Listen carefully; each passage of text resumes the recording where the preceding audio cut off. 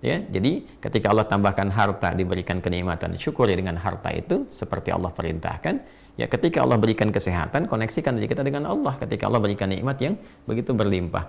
Nah, pelajaran di puasa Asyura ini memberikan kesan yang serupa. Jadi jangan sampai ada orang juga menunaikan puasa Asyura tapi lupa dengan Allah. Itu poinnya. Ya, berapa banyak Anda yang diberikan kenikmatan harta oleh Allah? Apakah sudah mengingat Allah atau belum? Jadi bukan sekedar babnya Anda menahan lapar, haus dari mulai subuh sampai dengan datang maghrib, tidak. Bagaimana ibadahnya meningkat nggak? Minimal sholatnya. Kalau mampu dikerjakan puasa, silahkan puasa. Kalau tak mampu pun karena alasan-alasan fisikal misalnya, alasan medis atau dalam perjalanan yang tidak memungkinkan puasa, tidak harus memaksakan. Yang penting hikmahnya praktekkan. Di hari yang sama kita berlatih untuk membangun hubungan dengan Allah lebih baik. Meningkatkan sholat, meningkatkan zikir, meningkatkan sedekah, itu poinnya.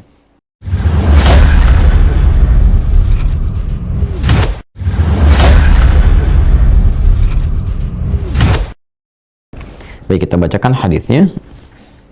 Haddatsana qala, Al-Imam Al-Bukhari menyampaikan pada kita lewat kitabnya ini, beliau mengatakan haddatsana Qutaibah ibn Sa'id, haddatsana Al-Laits an Yazid ibn Abi Habib anna Araq ibn Malik haddatsahu anna Arwah akhbarahu an Aisyah radhiyallahu taala anha.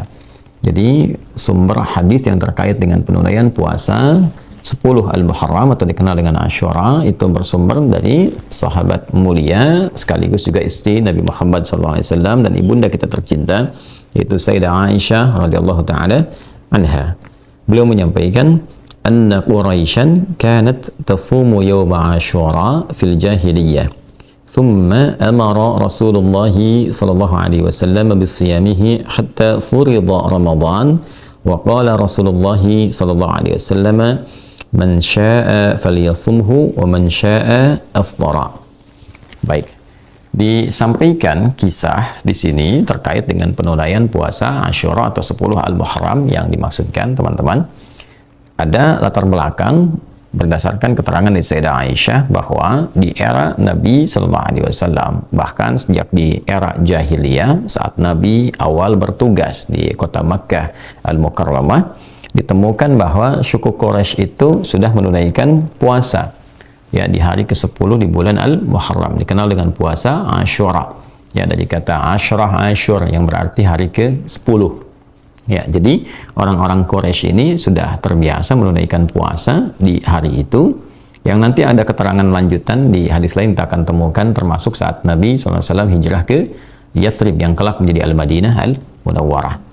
Jadi ditemukan oleh Nabi SAW kebiasaan orang-orang Quraisy, suku Quraisy di era jahiliyah telah menunaikan puasa Asyura, maka Nabi pun SAW menunaikan puasa dimaksud yaitu puasa Asyura, dan setelah tibanya ya hatta furida Ramadan, setelah tibanya perintah untuk menunaikan kewajiban puasa Ramadan saat hijrah ke Yathrib ya atau Al-Madinah Al-Munawwarah di tahun kedua hijrah, maka Nabi SAW menyampaikan kepada sahabat-sahabat beliau, kepada umatnya, man syaa falyasumhu wa man syaa afthar. Siapa yang masih menginginkan menunaikan puasa Asyura ini, silahkan dia tunaikan, tapi siapa yang kemudian juga hendak menunaikan fokus ke Ramadan saja dan tidak berpuasa Asyura ini, maka dia boleh melakukannya. Baik, para ulama sepakat di sini bahwa ini menunjukkan yang pertama tentang awal peristiwa penunaian puasa Asyura ini ya dari segi waktu tentunya. Kemudian yang kedua adalah menunjukkan kepada isyarat hukum puasa Asyura bila dibandingkan atau dikomparasikan dengan hukum puasa Ramadan, sehingga dari situ kemudian kita akan temukan konsekuensi dari penunaian ini ketika dibandingkan. Ya, kesimpulannya adalah sejak era Nabi Muhammad SAW awal berdakwah, awal bertugas sebagai Nabi dan Rasul, itu telah ditemukan di kabilah Quraisy, di suku Quraisy sejak era jahiliyah kebiasaan menunaikan puasa Asyura, puasa ke-10 ya di bulan Al-Muharram. Ini menunjukkan bahwa ada silsilah penunaian ini yang kita nanti akan lacak di hadis-hadis lainnya, bagaimana kemudian suku Quraisy bisa terbiasa menunaikan puasa dimaksud. Jadi nanti kita akan temukan di aspek pembahasan lain bahwa ada tradisi-tradisi di zaman jahiliyah juga yang nanti disikapi dengan 4 hal dalam syariat Islam. Ya, di antara 4 ini ada yang diteruskan oleh Nabi, diakomodir oleh syariat Islam, karena memang ini juga selain punya sanad ke era-era sebelumnya yang tersambung pada nabi-nabi sebelumnya. Juga yang kedua, memang memiliki nilai-nilai kebaikan, value-nya positif. Ya, karena itulah kemudian diakomodasi oleh syariat Islam dan diteruskan. Nah, hukumnya nanti bisa berbeda-beda ya. Kebanyakan itu kalau tidak itu mubah diperkenankan atau juga bisa menjadi sunnah. Ya, di antara yang diadopsi ini adalah terkait dengan puasa Asyura, kemudian dilestarikan, bahkan dicontohkan, dilakukan oleh Nabi Sallallahu Alaihi Wasallam, karena nanti kita akan temukan di hadis lain, sanadnya juga tersambung pada kebiasaan umat-umat yang lalu sampai ke eranya Nabi Musa Alaihissalam. Kita akan temukan itu dalam membahas hadis yang lainnya. Jadi kita bisa dapati bahwa di era-era Nabi awal berdakwah itu, suku Quraisy telah menunaikannya, artinya ada kebiasaan yang berlanjut dari sebelumnya sampai ke era Quraisy di masa jahiliyah. Ini menunjukkan juga bahwa ajaran-ajaran nabi-nabi sebelumnya itu bersambung. Kalau saya lompat sedikit untuk memberikan bocoran, kita akan temukan di hadis lain nanti bahwa puasa ini ditunaikan ya sebagai tradisi yang terus bersambung sampai eranya Nabi Musa alaihissalam, sebagai rasa syukur pada Allah Subhanahu wa taala, karena di hari itu, di tanggal itu, Nabi Musa alaihissalam dibebaskan oleh Allah, dalam arti diselamatkan dari kejaran Firaun dan bala tentaranya. Jadi kejadian yang Firaun ditenggelamkan itu, kemudian diselamatkan Nabi Musa alaihissalam dan pengikutnya pada masa itu dari kejaran Firaun, itu terjadinya di 10 Al-Muharram. Ya, sehingga dikenal dengan Asyura, dari kata Asyura, hari ke-10 di bulan Al-Muharram. Maka untuk mensyukuri peristiwa itu, ya, orang-orang pada masa itu menunaikan puasa sebagai bentuk syukurnya kepada Allah Subhanahu wa taala. Dan ini memang standar dasar ya dalam risalah Islam itu. Islam itu kan tunduk, patuh, taat. Karena itu risalah yang dibawa oleh Nabi Adam alaihissalam sampai Nabi Muhammad SAW itu semuanya disebut dengan Islam, dalam arti kepatuhan, ketundukan, ketaatan kepada Allah Subhanahu wa taala. Nah, dalam konteks menunaikan ketundukan, kepatuhan itu nanti syariatnya disesuaikan dengan eranya masing-masing. Karena itu boleh jadi syariat di masa Nabi Adam akan berbeda dengan syariat di masa Nabi Nuh alaihissalam. Syariat Nabi Nuh alaihissalam akan berbeda dengan syariat Nabi Ibrahim alaihissalam, sesuai dengan eranya, kebutuhan umatnya. Dan di antara sebagian syariat itu ada yang pokoknya sama, seperti sholat misalnya, ya, walaupun boleh jadi penunaiannya agak sedikit berbeda, tapi poinnya adalah sama, penunaian sholatnya, ya, kemudian juga konektivitasnya dengan Allah dan sebagainya itu terjaga, ya. Tapi yang prinsip dasarnya keberagamaannya disebut dengan Islam, orangnya disebut apa? Muslim, ya. Karena itu Nabi Ibrahim mengatakan ketika Allah Subhanahu wa taala berfirman, "Idz qala lahu rabbuhu aslim, qala aslamtu lirabbil alamin." Ketika Allah mengatakan tunduk patuh aslim, beliau mengatakan aslamtu lirabbil alamin. Saya berislam, tunduk patuh kepada Allah penguasa seluruh alam, ya. Bahkan di ayat lain dikatakan wa ana minal muslimin atau wa ana awwalul muslimin. Saya orang yang pertama, jika memang pun disuruh pada masa itu, saya orang pertama yang akan tunduk patuh kepada Allah Subhanahu wa taala.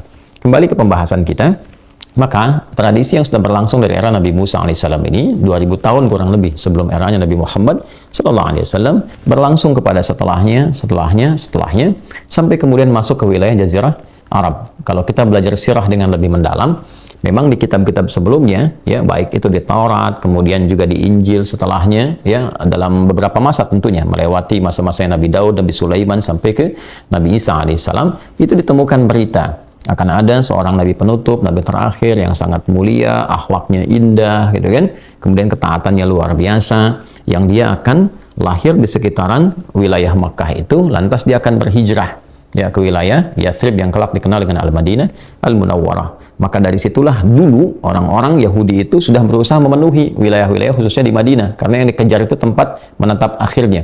Maka mereka mulai datang, yang sebelumnya di situ banyak orang-orang Yaman, maka mulailah berdatangan orang-orang Yahudi. Maka di situ kita dapati misalnya suku Khaybar dari Yahudi, ya, kemudian Bani Quraidah, Bani Qainuqa dan sebagainya itu kumpul di wilayah Al-Madinah Al-Munawwarah atau Yathrib tempo dulu, sebetulnya untuk menunggu Nabi terakhir datang.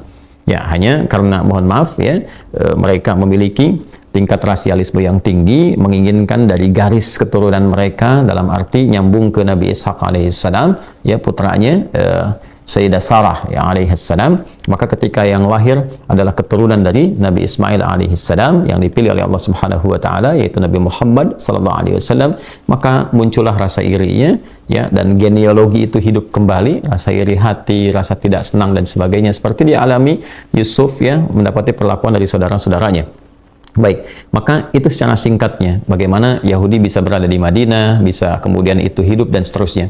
Nah, orang-orang yang di wilayah Makkah ini karena juga mewarisi bagian dari ajaran dan tradisi yang dibawa oleh Nabi Ismail alaihissalam, dan interaksi mereka dengan Yathrib juga begitu tinggi, maka itu masih kemudian terbawa tradisi-tradisi yang kemudian berjalan dari masa-masa yang dahulu. Di antaranya apa? Di antaranya melestarikan puasa Asyura atau hari ke-10 di bulan Al-Muharram. Maka hadis ini menguatkan dokumen yang ditemukan di Sahih Al-Bukhari di topik nomor ke-30 dari 97 topik itu, nomor hadis 1893, rawinya tersambung pada Sayyidah Aisyah radhiyallahu taala anha. Dan metodologi seperti ini nggak akan ditemukan kecuali dalam Islam. Jadi bisa dilacak gitu.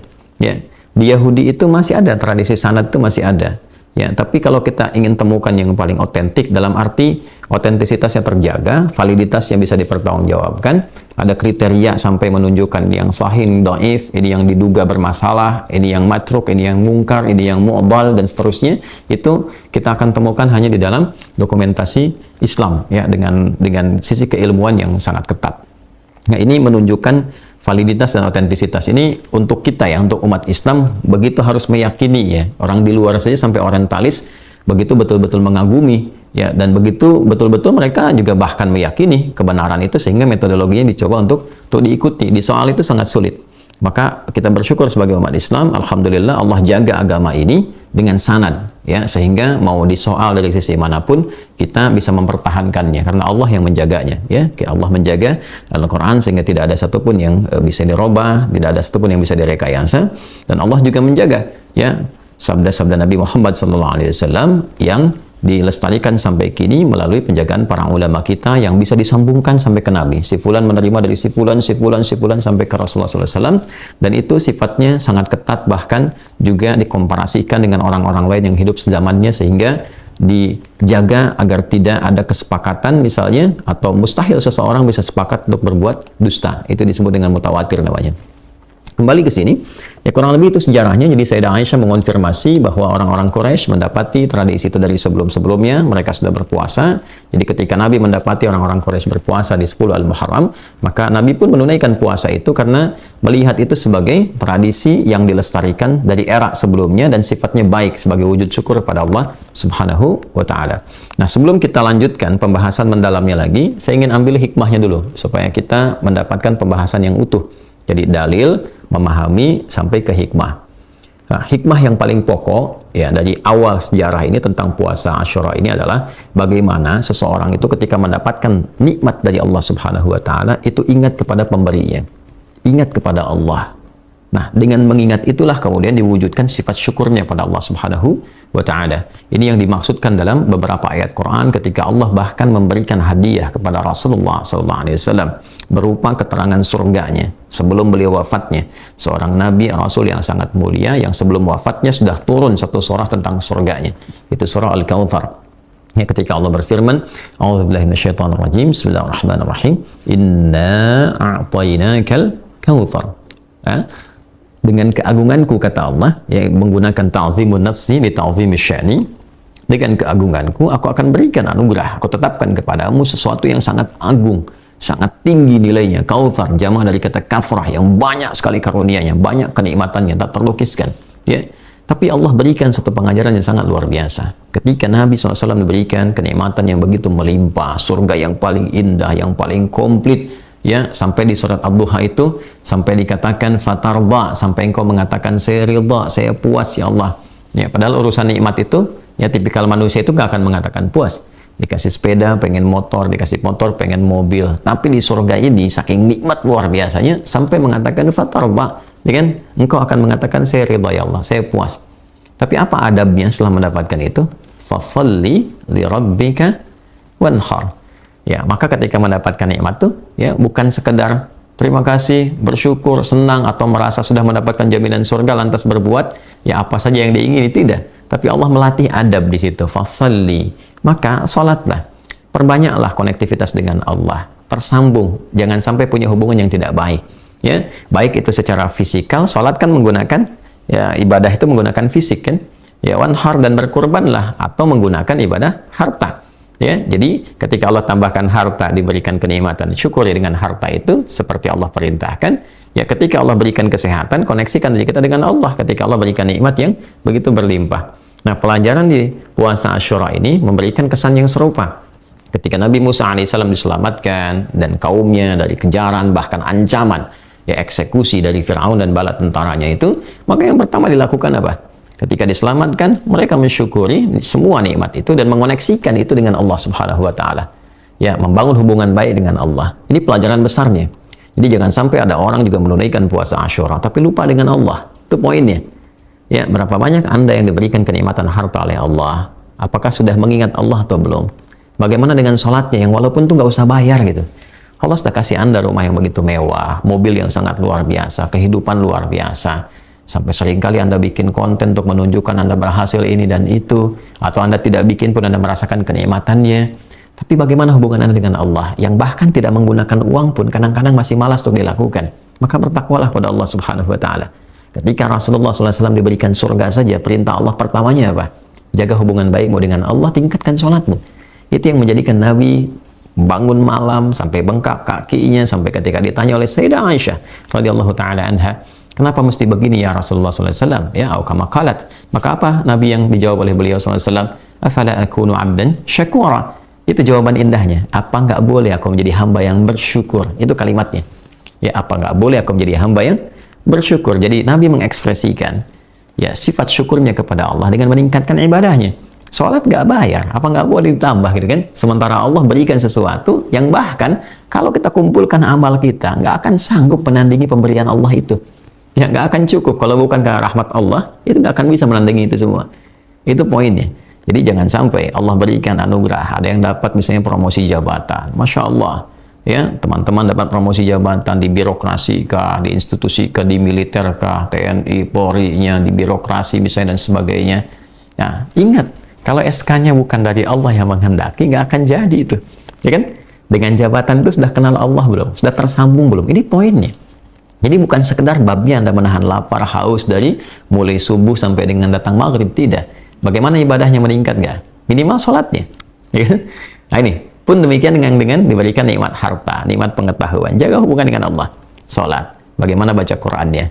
Baru kemudian masuk kepada bab hartanya. Bagaimana sedekahnya dan sebagainya. Itu poinnya. Jadi ini dasar pertama kali yang ingin saya sampaikan bahwa ada tradisi-tradisi baik yang diakomodir, tapi pesan moral dan hikmah yang dibawa dari situ adalah bagaimana membangun kedekatan dengan Allah Subhanahu wa ta'ala. Ini dasar pertamanya ya, sebelum kita bicara ke teknisnya. Jadi saya senang membahas itu lebih runtut, lebih dalam, sehingga kita bisa mendapatkan secara komprehensif pemaknaan dari setiap ibadah yang kita lakukan. Ini poin dasarnya. Kemudian juga di sini ada pesan-pesan yang cukup menarik ya.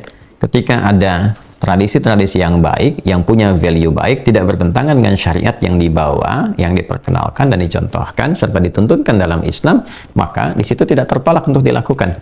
Ya, apalagi bila ada nilai-nilai itu yang menguatkan ibadah-ibadah dalam Islam.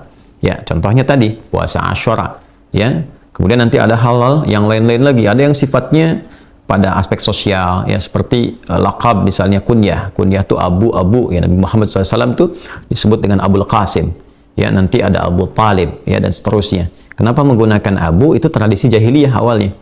Jahiliyah itu bila ingin menghormati seseorang yang dianugerahi oleh Allah anak pertama. Ya kan? Jadi begitu dia punya anak pertama, maka diselamati oleh orang-orang lain, diberikan takrim, ya, memuliakan dengan mengatakan bapak pada anak pertamanya.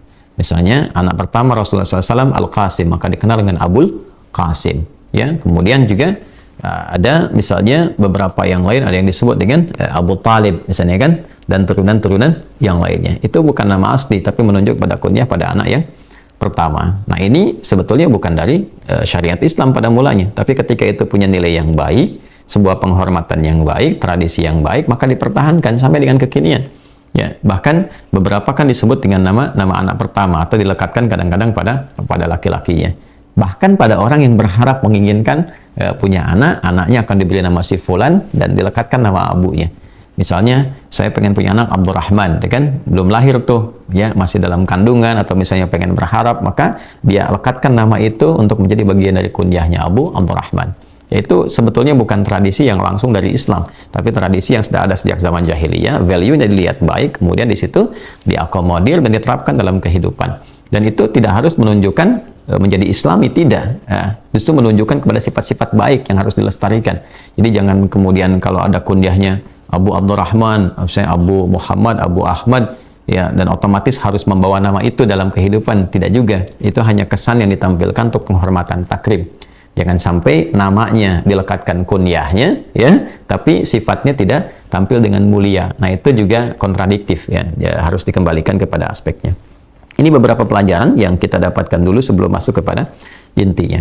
Lalu di akhir, di sini dapati satu keadaan bahwa hatta furida Ramadhanu wa qala Rasulullah sallallahu alaihi wasallam man syaa'a falyasumhu wa man syaa'a aftara. Sampai kemudian tibalah difardukannya, diwajibkannya puasa Ramadan, maka Nabi SAW mengambil sikap untuk menyampaikan kepada umatnya pada masa itu, siapa yang ingin meneruskan puasa Asyura silakan lakukan, siapa yang ingin juga tidak berpuasa di hari itu tidak jadi masalah ketika ada Ramadan.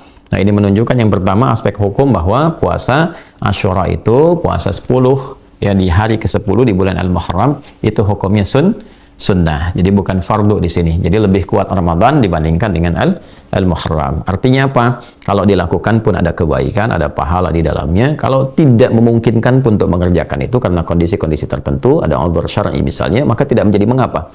Tidak menjadi beban dosa dan tidak harus diqadha. Jelas ya? Ini gambarannya. Jadi kalau ada yang bertanya bagaimana statusnya puasa Asyura itu? Baik, dia sunnah. Baiknya sunnah yang bahkan Nabi pernah mempraktekkan, sehingga sebagian ulama juga menggarisbawahi walaupun statusnya sunnah sangat ditekankan jadi muakkadah untuk dikerjakan, tapi bila dikomparasikan dengan Ramadan maka tetap nilai sunnah itu tidak bisa mengalahkan yang fardu, ya. Nah, di sini kenapa dikomparasikan? Supaya juga umat Islam bisa memosisikan secara proporsional. Ya, ingat ini poinnya, ini hikmahnya seperti ini, pelajarannya demikian. Kalau mampu dikerjakan puasa, silahkan puasa. Kalau tak mampu pun karena alasan-alasan fisikal misalnya, alasan medis, atau dalam perjalanan yang tidak memungkinkan puasa, tidak harus memaksakan. Yang penting hikmahnya praktekkan. Di hari yang sama kita berlatih untuk membangun hubungan dengan Allah lebih baik, meningkatkan sholat, meningkatkan zikir, meningkatkan sedekah, itu poinnya. Ya, sisi lain ada yang puasa, optimalkan juga hikmahnya tadi. Ya, atau misalnya ada yang puasa tapi tidak mengenal hikmah, jadi yang didapatkan hanya apa? Ya hanya menahan lapar dan haus saja. Pahala insya Allah didapatkan sesuai dengan keikhlasan. Jadi Islam itu ada pahala yang bisa diambil dari konsep pemenuhan rukun dan syarat. Begitu kita tunaikan amalnya, ikhlas kita tunaikan, berusaha sepenuh hati kita tunaikan karena Allah, dapat pahala di sini. Ya, tapi ada yang kedua namanya hikmah. Nah, hikmah ini yang dibawa sebagai tuntunan dalam berkehidupan, pedoman. Ya, jadi wisdomnya apa dari situ? Oh, tadi wisdomnya itu membuat kita lebih baik, terkoneksi dengan Allah, ya, mampu kemudian bisa menjalin hubungan dengan orang-orang sekitaran dengan mulia, ya, ingat kebaikan, tidak melupakan kebaikan-kebaikan yang telah diberikan, apalagi sama Tuhan. Allah udah kasih banyak kok lupa sama Tuhan, ya kan? Ya, itu poin besarnya. Allah selamatkan Musa, selamatkan kaumnya, maka ingat dengan Allah, dia puasa, dia bangun hubungan baik, dia Allah kasih banyak hal pada hambanya, dikasih oksigen tiap hari gratis, Masya Allah, tiap waktu dikasih ketenangan, kenyamanan, hidup enak, bahkan harta melimpah, nggak ingat sama Allah. Nah, itu problem. Ya, apalagi ada yang kemudian sama sekali melupakan Allah. Nah, itu berbahaya, maka akan terancam ketika pulang, itu problemnya.